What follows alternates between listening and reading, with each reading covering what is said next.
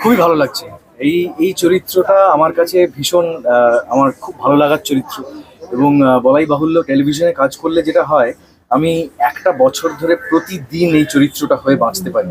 এবং সেইটাই হয়েছিল আমার ব্যোমকেশের সঙ্গে। তাই যখন 33তম গল্পটা শেষ হয়ে যায় তখন খুব মন খারাপ হয়েছে যে আমি একটা বছর আমি এই চরিত্রের সঙ্গে থাকলাম, প্রতিদিন সকালে ঘুম থেকে উঠে ব্যোমকেশ ব্যোমকেশ হওয়া শেষ করে রাতে ঘুমোতে যাওয়া।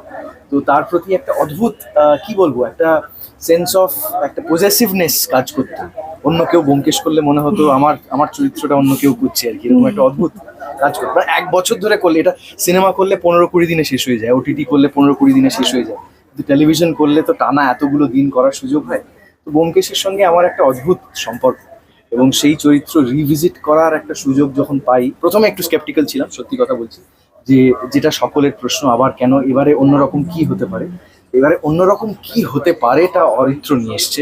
এবং তার সঙ্গে প্রথমত ওর ট্রিটমেন্ট, তার সঙ্গে যে স্ক্রিপ্টটা তৈরি করা হয়েছে সেইটা আমার ভীষণ ভালো লেগে যায়। আমার মনে হয় যে এইটা একটা নতুন আঙ্গিকে ব্যোমকেশকে প্রেজেন্ট করা হচ্ছে, এবং সেইটা আমার কাছে খুব ইন্টারেস্টিং লাগে। এবং তার সঙ্গে সঙ্গে মনে হয় যে এখন আমার বয়সটা আরো উপযুক্ত ব্যোমকেশ করার জন্য, তখন একটু একটু ছোট ছিলাম আর কি, বছর 12 আগে। তো তো সেইটা সেইটা আমার মনে হয়েছে যে এইটা উপযুক্ত সময় আবার ফেরা।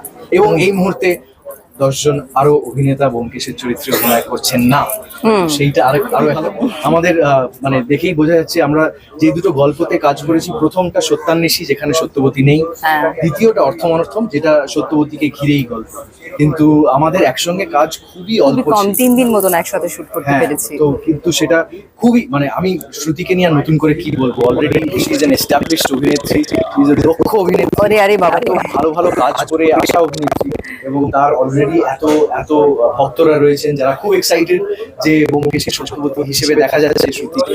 তাই আমরা সকলেই খুব excited. I hope everything does well. Thank you. আমি খুবই নার্ভাস ছিলাম সত্যবতীর রোলটা, এটা এরকম একটা আইকনিক চরিত্র যে কোনো অভিনেতাকে করতে দেওয়া হলে খুবই একটা নার্ভাসনেস তো থাকবেই, কিন্তু আমি খুবই লাকি যে গল্পটা দিয়ে আমার জার্নিটা শুরু হচ্ছে, সেটাতে সত্যবতীর ইন্ট্রোডাকশন, সত্যবতীর সঙ্গে ব্যোমকেশের প্রথম দেখা হচ্ছে।